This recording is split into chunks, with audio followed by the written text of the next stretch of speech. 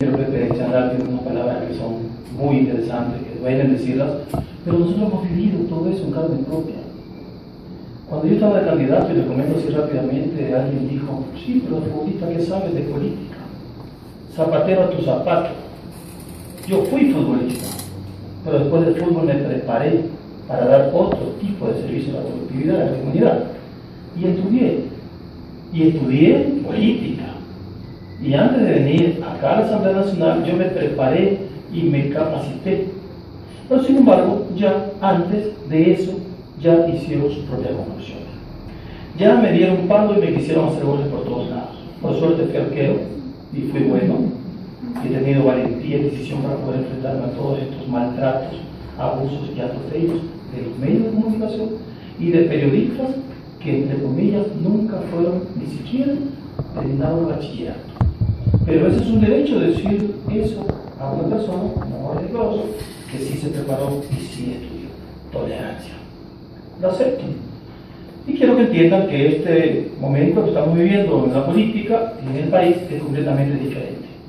Sus aportaciones serán muy importantes para seguir construyendo esta ley y estas 80 comisiones generales que hemos recibido en estos casi 2 meses en esta comisión nos han enriquecido, nos han permitido conocer efectivamente parte de lo que pasó y qué es lo que efectivamente la ley no debería contener.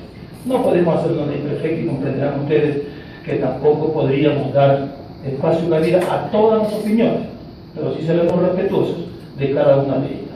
En ese sentido, los señores asambleístas también quieren hacer uso de la palabra. Don César Carrión quiere hacerle algunas preguntas de observación. Por favor. Estimados asambleístas, existen buenos periodistas y otros que no son tantos. Lamento mucho las situaciones, muchas acusaciones injustas que usted ha recibido y que ha sido víctima del racismo, pero así como dentro de la asamblea existen buenos asambleístas y otros que no son tantos, dentro de la prensa también existen periodistas que son buenos y otros que no son tantos. No queremos decir que somos perfectos, pero para los errores nuestros, para los errores que cometemos los periodistas, existen leyes con las que nos pueden llevar ante un juez y juzgarnos y dar una sanción en el caso de que así sea. Muchas gracias, Tania, por sus palabras. ¿Algún señor asambleísta que quiera decir la palabra? Por favor, Jaime Nivo. Muchas gracias. Buenos días, estimado presidente y señores compañeros asambleístas y invitados. He podido recoger las expresiones de los expositores y creo que es necesario, señor presidente, y para eso estamos aquí, para escuchar a las personas que han vivido, las personas que conocemos de comunicación. De alguna manera yo creo que no tratamos de sacar una ley a la perfección, como usted lo ha dicho. Lo que queremos es una ley que realmente sea para la ciudadanía, sea para el pueblo, no para nadie. O sea,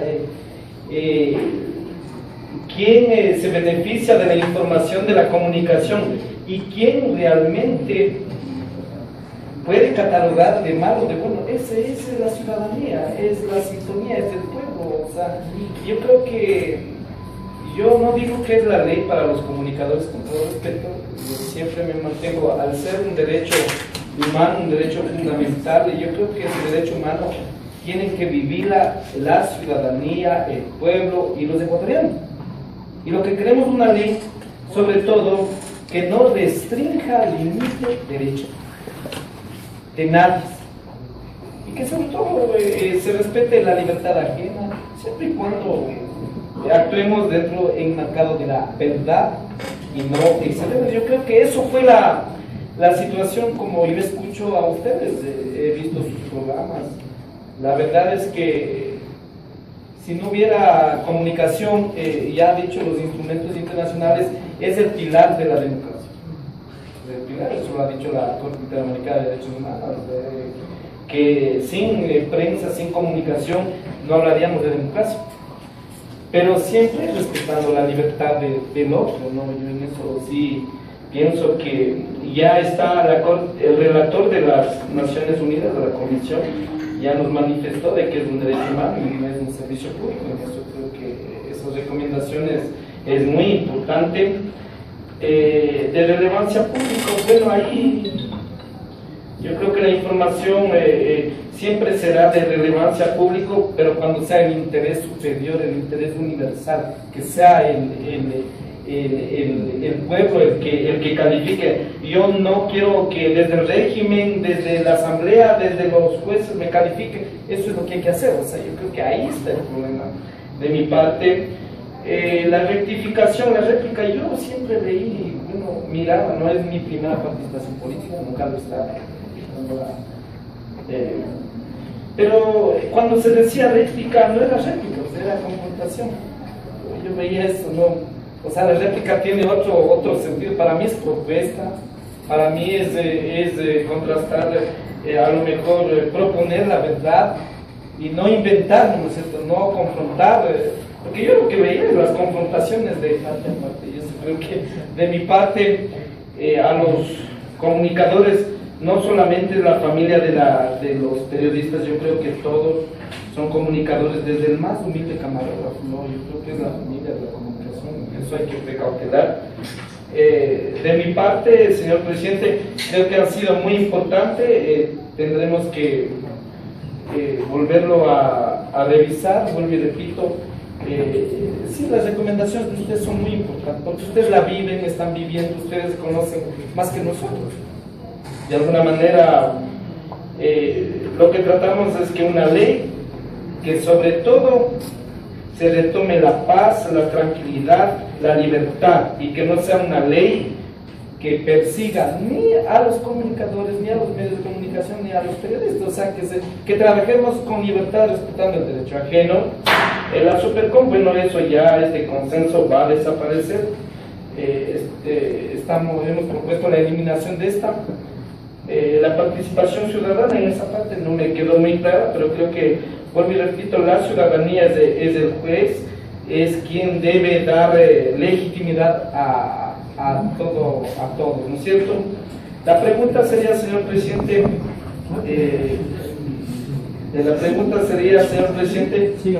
recogí a todos porque no podía quedarme con eso. La pregunta sería a la periodista Tania Tinoco. ¿Cuál sería el mecanismo o quiénes deberían formar parte de la conformación de la Corte? Para ustedes, de antemano estamos conscientes de que realmente debería ser gente, no sé, ustedes nos podrían ayudar en eso, porque estamos... Con gusto y muchas gracias por... y felicitarles a todos. Muchas gracias por sus palabras tan generosas, por comprender que realmente los jueces verdaderos nuestros, de los periodistas, son los ciudadanos que nos premian o nos castigan con su sintonía. El único bien que tiene el periodista, el único valor que tiene el periodista, se resume en una palabra, y es credibilidad. Entonces nosotros somos los principales y los primeros en cuidar lo que decimos y lo que escribimos, por mantener credibilidad, que es lo que tenemos, lo único que tenemos. Usted me hace una pregunta que quiénes deberían conformar el Corricom. Pues debería estar integrado por personas que no sean en su mayoría dependientes del Ejecutivo o de un poder del Estado. Debería estar integrado por representantes de los periodistas activos, representantes de las universidades, representantes de ciertos sectores de la sociedad civil, y por qué no representantes también de algún poder del Estado, sin que esto sea en la mayoría. Además, este Corricom debiera tener la posibilidad de regular cuestiones en materia técnica, no en cuestiones que tienen que ver con los derechos. No la razón de fondo de ese juicio, sino tener la posibilidad incluso de sancionar cuestiones técnicas, y que este Corricom de ninguna manera sea un nuevo Supercom. Hemos utilizado 45 minutos. José Chadán tiene también un punto de vista relacionado a esta comparecencia. Los últimos 5 minutos, por favor, que vamos a utilizar, ya que tenemos también otra comisión. Gracias. Muchas gracias, presidente, colegas asambleístas, bienvenidos a esta comisión. La posición ha sido bastante clara. Más allá de la ley, quería preguntarle para Tania Tinoco y la relación para el coronel, desde la visión de jurista, desde su profesión de abogada, pero también practicante del tema de la comunicación. ¿Qué opinión les merece el tema de la Corte Interamericana de los Derechos Humanos en términos de que no prevé el tema de la censura previa, sino más bien la responsabilidad ulterior? Solo desde esa perspectiva. Gracias.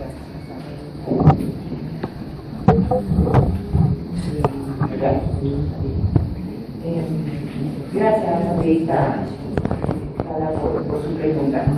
La Corte Interamericana de Derechos Humanos ya en algunas ocasiones ha liderado mesas de trabajo con la Comisión y con otros espacios jurídicos que tratan el tema. No es un tema nuevo, no es un tema a causa de estas circunstancias.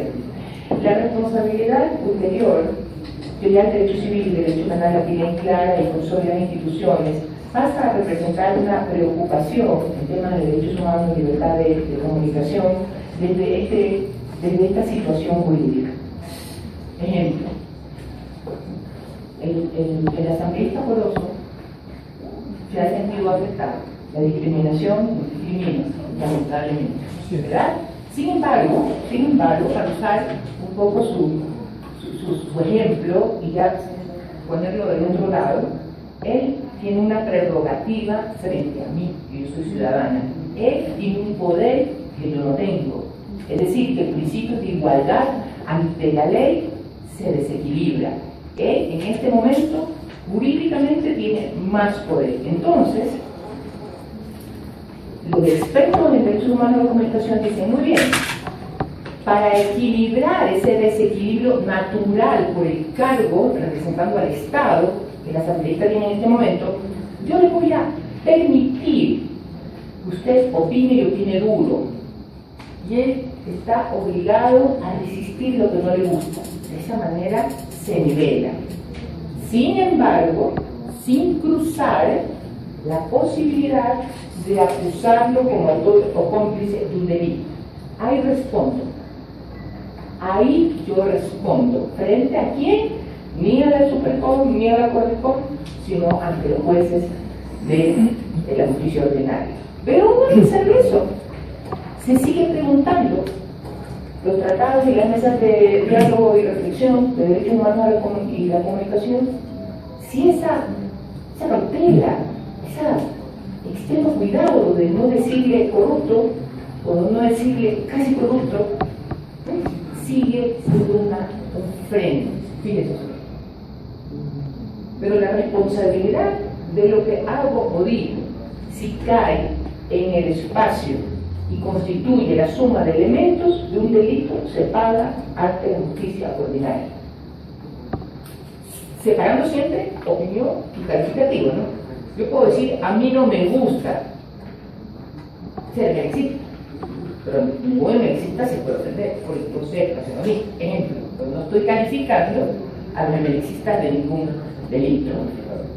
Gracias por su risa, asambleísta. Presidente. Sin lugar a dudas, ha sido una mañana muy enriquecedora. Y digo, sacaremos muy buenas conclusiones por su presencia y sus observaciones. Decirles nada más que los artículos que ustedes mencionaron ya fueron tratados aquí en la comisión. Muchos fueron mejorados en su redacción.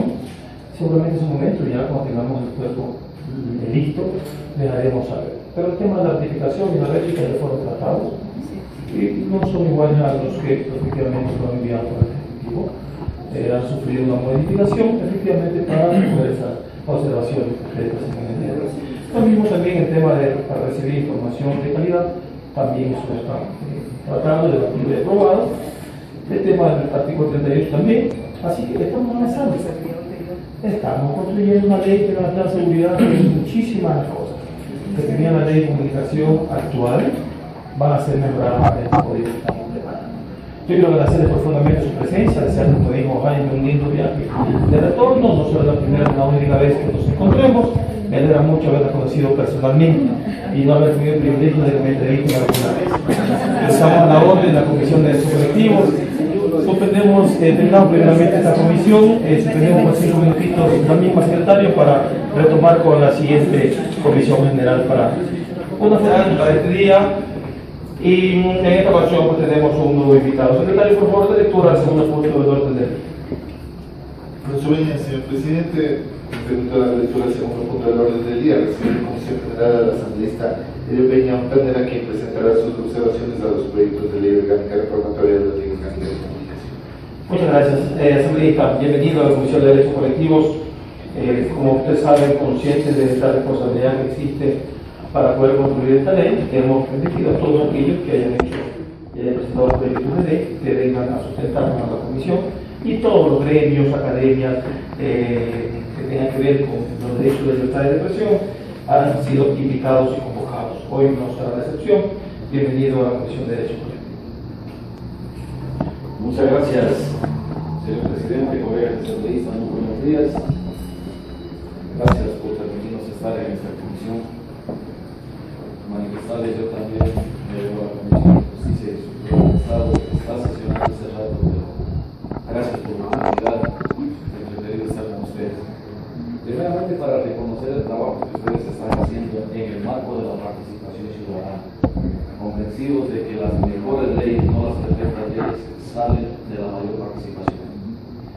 A veces para unos puede resultar absurda una intervención, para otras verdadera. Esa es la diversidad y esa es la esencia misma en la que tenemos que tratar el tema de la comunicación. Hace algunos días llegó a ustedes el proyecto auspiciado por mi persona, donde yo puse unos lineamientos interesantes, pero la mayor parte de lineamientos vienen de los actores sociales, de los medios comunitarios en especial. Yo también quiero reconocer esa apertura que dieron a los actores proponentes de esta ley, que ya vinieron algunos aquí y se han ido muy satisfechos de la apertura que dieron. Yo solamente quiero enfatizar algunos puntos, señor presidente, colegas asambleístas, tomando en cuenta que tradicionalmente se la llamaba a la prensa el quinto poder del Estado. Y siendo así, ese poder no tiene que estar en pocas manos, sino tiene que estar en la diversidad y en el pueblo. Y darle ese enfoque realmente por lo que es. Ya no quisiéramos ser repetitivos en lo que ha pasado anteriormente. Una ley nefasta que se ha dicho, ya eso demos la vuelta a la página, apuntemos al otro. Tampoco soy del criterio que se derogue una ley por total. Toda ley tiene algo bueno y algo de malo. Es perfectible, sí. Bajo esa premisa, yo quiero hacer la siguiente manifestación.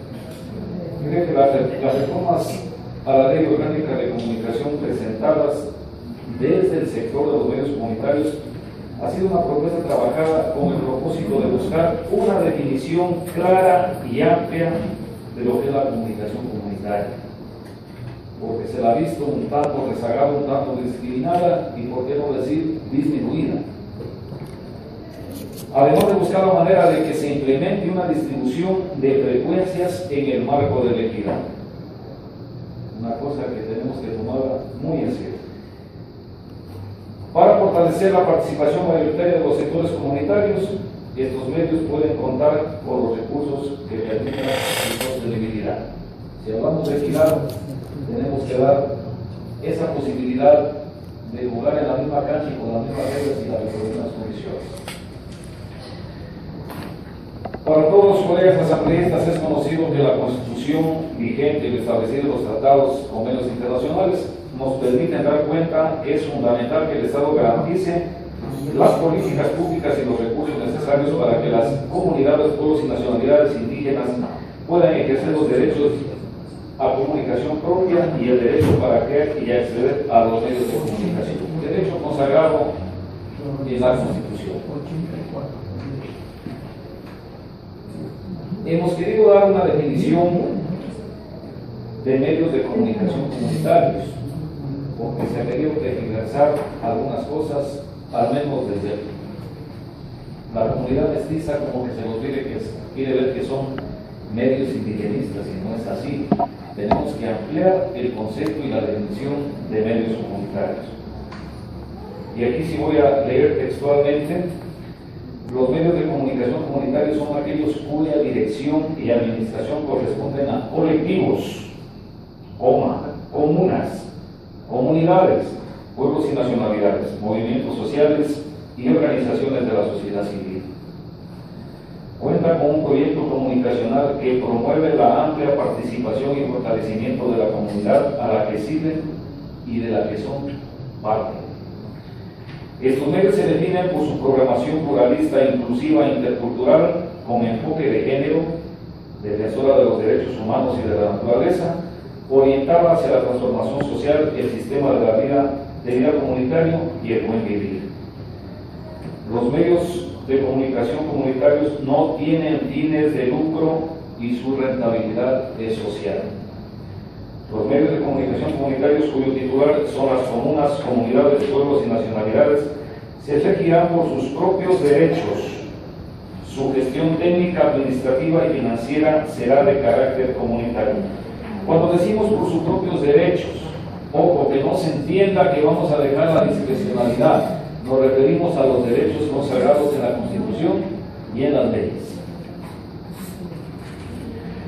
Es importante garantizar el derecho a la libertad de expresión y de opinión, y este derecho debe ser ejercido sin interferencias, así como también es un derecho el recibir y difundir información e ideas a través de cualquier medio de comunicación y de difusión. La comunicación constituye uno de los mayores espacios de interacción y convivencia de las personas en una sociedad.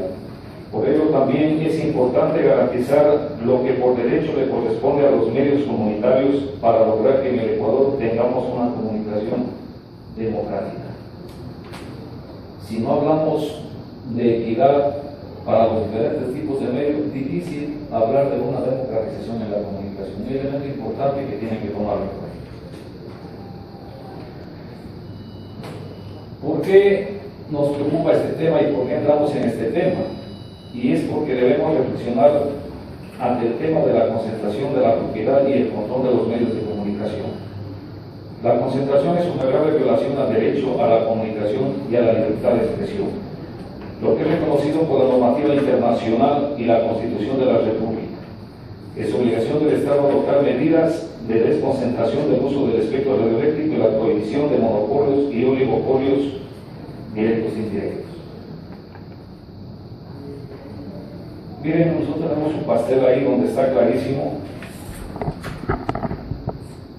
el 81.03 de frecuencias está en lo privado, en el servicio público el 17.18 y el servicio comunitario el 1.80. Este es un dato oficial de la entidad competente que logra esto. Entonces, esa es la brecha que queremos nosotros superar con una directriz general.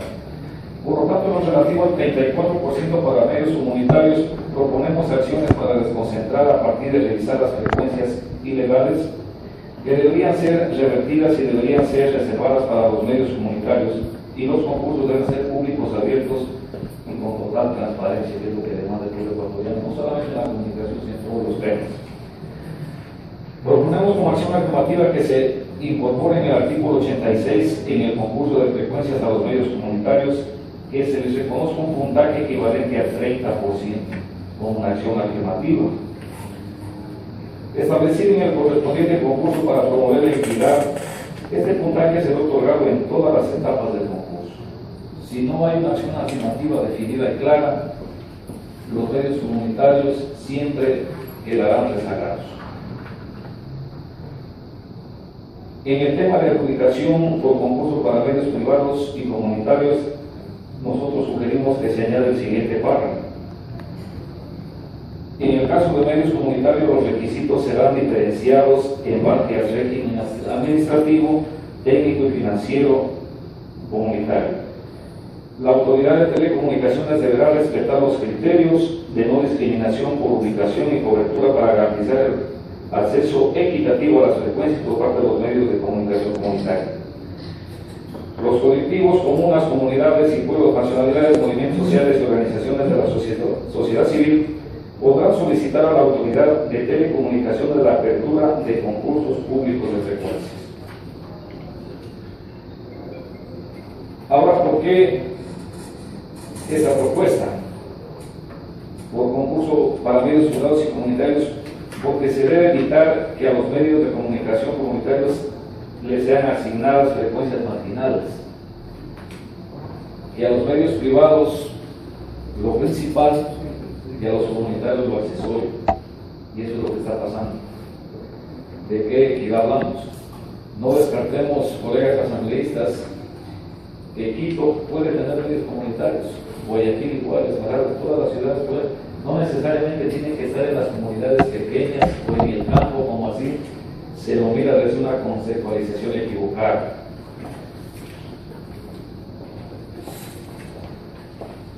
Yo quiero referirme en línea gruesa a un tema importante y más sentido desde mi perspectiva, hacer un enfoque a lo mejor a lo que ya manifestaron los periodistas que estuvieron acá.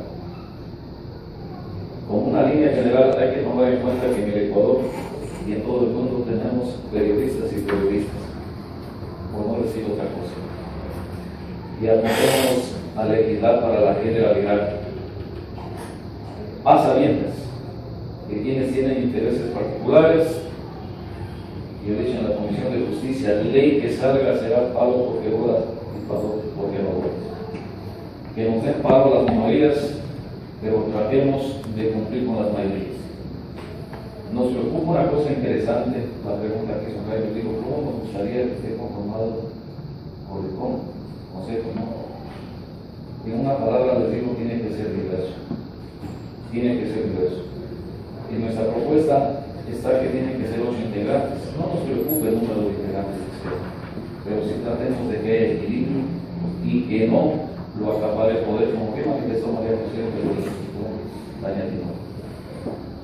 Nosotros hemos dicho que tienen que ser tomados en cuenta los pueblos y las nacionalidades en el sentido más amplio de la palabra, y esa diversidad. Miren, nosotros a veces en el discurso hablamos tanto de la diversidad. Yo aquí quiero añadir unas palabras que dice este gran historiador Jorge Núñez, un teórico muy reconocido. El Ecuador es un mosaico humano, y en ese concepto también es la naturaleza y es la democracia. Que no se nos mire a los pueblos afros, a los pueblos indígenas, como una sola representación. Nosotros somos diversos, compañeros, nosotros somos diversos, los indígenas tienen una diversidad.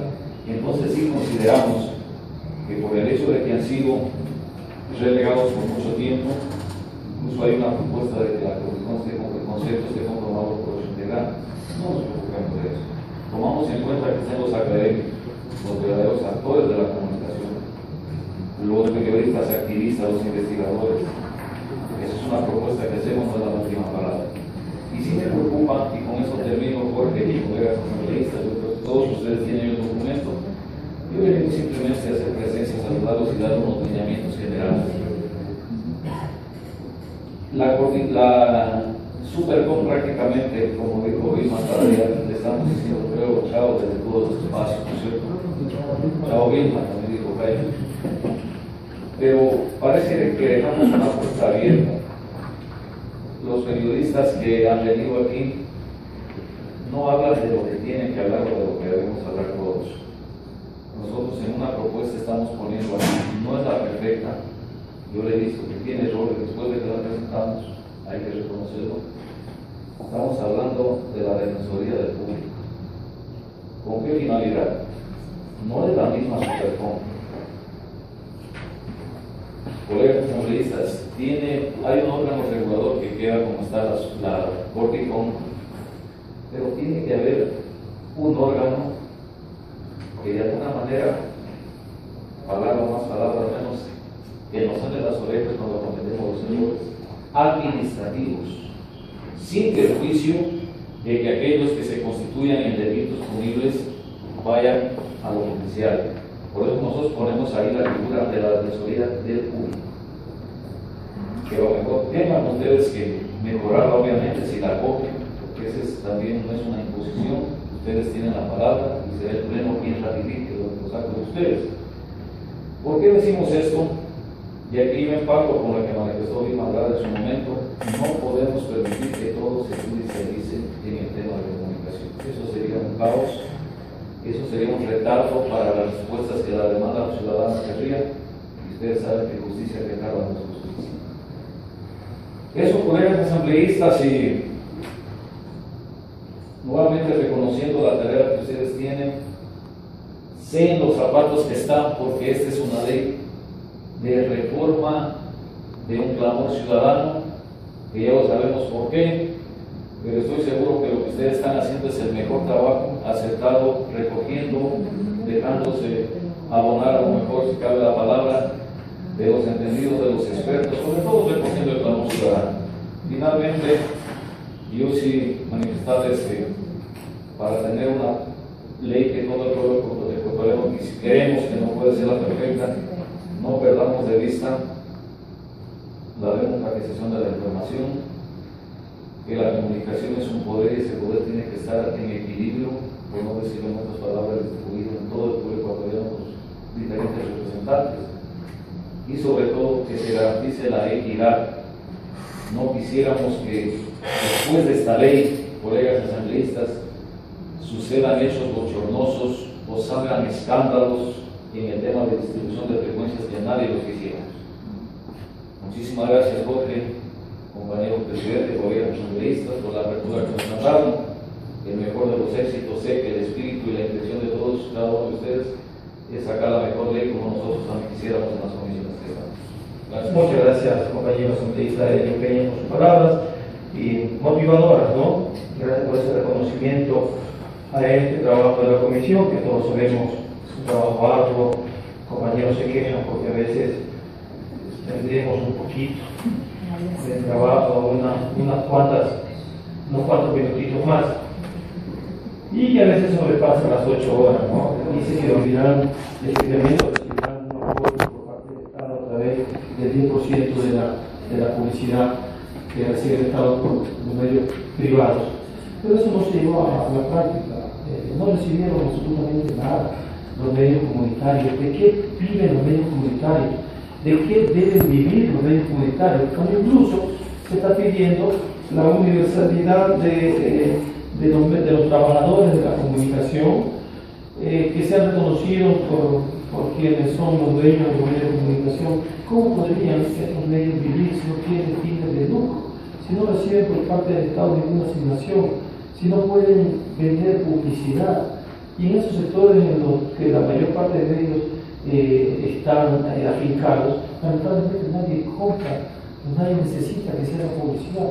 ¿Cómo deberíamos nosotros garantizar que estos medios permanezcan en el tiempo, a pesar de que recibirían, si es que la ley así lo determina y el Estado lo garantiza, ese 10% puede ser distribuido para todos los medios públicos y privados? ¿Cómo podrían sobrevivir estos medios? Gracias, Jorge. Nosotros estamos proponiendo, dada la situación crítica de los medios comunitarios, que haya un fondo,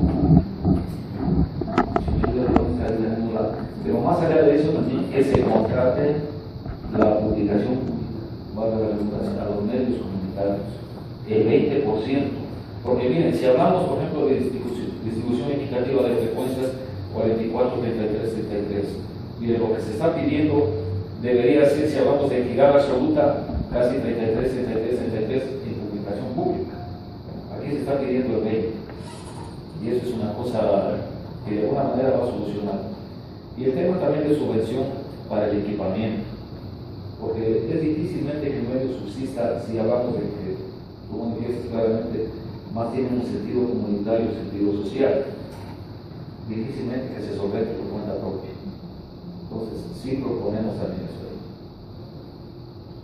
Gracias, Sergio. Las órbitas se sacaré un video. Gracias, señor presidente. Quiero darle a la colega Peña su intervención y, bueno, en el tema de la definición de los medios de comunicación ciudadanos y comunitarios, como está en la reforma,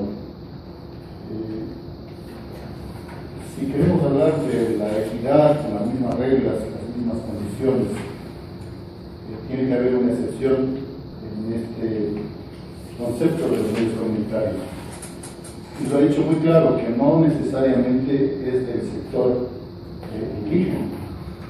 Aquí habla de la sociedad civil. Si la sociedad civil en las áreas urbanas obtiene un medio de comunicación en ese sentido, pasa a ser comunitario. Pero lo otro, y que es el problema principal, señala sin fines de lucro. ¿Cómo se sostiene?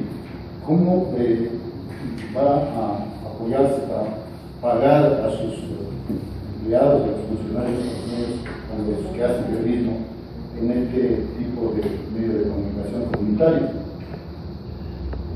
Mi pregunta va a lo siguiente: ¿se podría retirar esta palabra que dice esta idea que dice sin fines de lucro?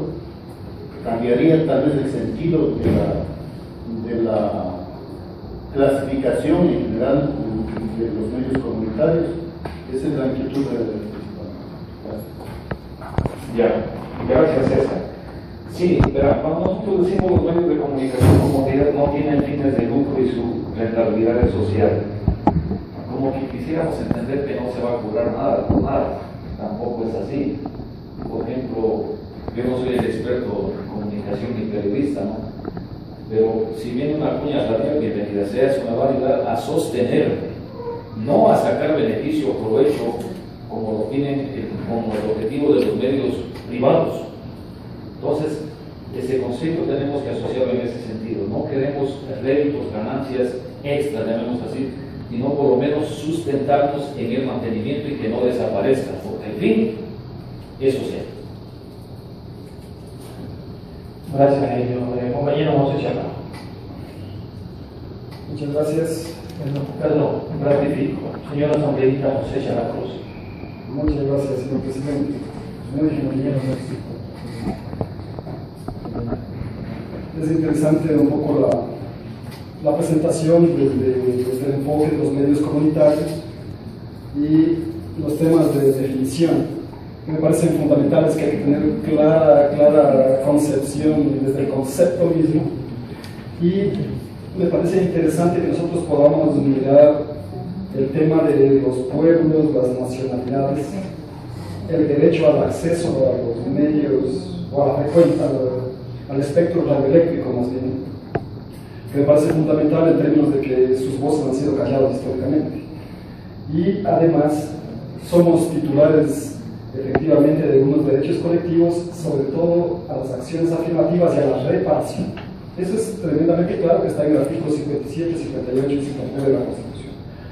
Yo creo que si partimos desde esa premisa, es importante, y el colega asambleísta venía a plantearlo, es el tema crucial de la sostenibilidad y la política pública hacia los medios comunitarios. Porque hemos escuchado a muchos que se han acercado aquí y se han sido recibidos en la comisión, que efectivamente muchos de ellos no tienen los recursos suficientes ni siquiera para pagar los servicios básicos. Y entonces, desde esa perspectiva, son temas de sostenibilidad. Me parece importante el tema de lo que está planteando, el tema de fondo, pero también es el tema del pautaje con el Estado. Ahí está, creo que, uno de los elementos claves, fundamentales, toda vez que tenemos muy claro que los medios comunitarios también tienen otro tipo de formación, otro tipo de programación, que se vuelven comunitarios, y lo comunitario no significa necesariamente lo rural, lo último, los que están fuera de la gran cosa social, sino desde cuando estar en el centro de la capital, en el centro de Guayas, en cualquier parte, desde claramente definido el concepto de su función y sus objetivos que sean comunitarios. Entonces, desde esa perspectiva no nos debe asustar las viejas concepciones en creer que estos medios tienen que estar en lo más apartado y recóndito del país, sino más bien tienen que cubrir todo el país que es distinto. Y yo creo que hay que ver los alcances alcances de las frecuencias. Hay que ver todo el tema, si es en FM, AM o en qué tipo de señal los medios comunitarios se van a expresar. Yo creo que eso es fundamental. Sobre la base de la política pública del Estado, en función de esta corresponsabilidad que tienen también los medios llamados particulares. Los medios llamados particulares con los comunitarios. Y ahí es también muy importante que tenemos que tener mayor claridad. Gracias, presidente. Asambleísta Jaime Olivo, por favor. Gracias, señor presidente. Más bien felicitar la exposición del compañero Elio. Una inquietud, cuando tú hablas de la Defensoría del Público, ¿te estás refiriendo, no sé, a otra institución o a la Defensoría del Pueblo? Otra institución que efectivamente del público. Cuando tú dices en caso de que los impugnen judicialmente la resolución de la Defensoría de la Resolución se suspenderá hasta que exista una resolución del juez competente. ¿Esta Defensoría del Público podrá patrocinar las garantías jurisdiccionales, sí o no? Sí, en el tema administrativo, porque yo soy de la idea no deben quedar cabezones. De hecho, tenemos que ser controlados por el código regulador, pero tiene que haber algo. No ya una supercom con el concepto de la ejecución que se le ha dado en nefasto, que no quisiera poner volver a repetir esta palabra, pero tiene que haber algo. Y en lo contencioso administrativo, por ser una cosa administrativa. Lo otro, todo tema que no sea administrativo, que se judicialice. Ese es el concepto. Pero ellos sí podrían Patrocinar no. sí, porque se estudia del público. No. El patrocinio sería particular, hay en ese sentido como la conseguimos nosotros. Compañeros asambleístas, desea hacer uso de la palabra, ¿alguna intervención más? Sin más, agradecemos, asambleísta Elio, por su presencia. Su proyecto está debidamente socializado, ya debe estar recogida algunas observaciones en la matriz. Y es momento, lógicamente, seguro ya haremos todos los asambleístas para ver cuál de ellas efectivamente son las que formarán parte de esta ley que estamos construyendo. Así que muchísimas gracias por su presencia. Y, señor secretario, al no ver más puntos que tratar en esta sesión, por favor, clausure la misma. Muchas gracias, señor presidente. Con su vida, señor presidente, agradeciendo la presencia de la señora asambleísta de Opina, se procede a clausurar la sesión ordinaria número 171 a las 12 del día.